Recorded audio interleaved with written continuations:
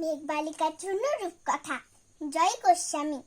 আমি যখন ছোট্ট ছিলাম খেলতে যেতাম মেঘের দলে।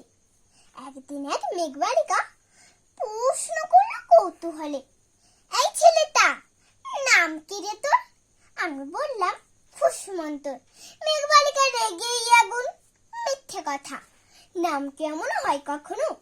আমি বললাম নিশ্চয় হয়, আগে আমার গল্প শোনো।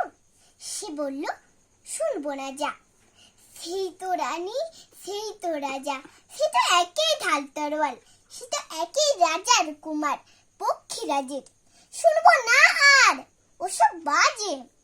আমি বললাম তোমার জন্য নতুন করে লিখবো তবে। সে বলল সত্যি লিখবি? বেশ তাহলে মস্ত করে লিখতে হবে, মনে থাকবে, লিখে কিন্তু আমায় দিবি। আমি বললাম তোমার জন্য লিখতে পারি এক পৃথিবী। লিখতে লিখতে লেখা যখন সবেই মাত্র 2-4 পাতা, হঠাৎ তখন ভূত চাপল আমার মাথায়।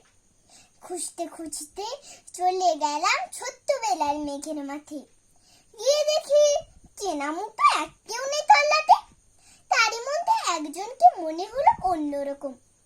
এগিয়ে গিয়ে বলি তাকে, তুমি কি সে মেঘবালিকা? তুমি কি সে? মনে তো নেই, আমার সব মনে তো নেই।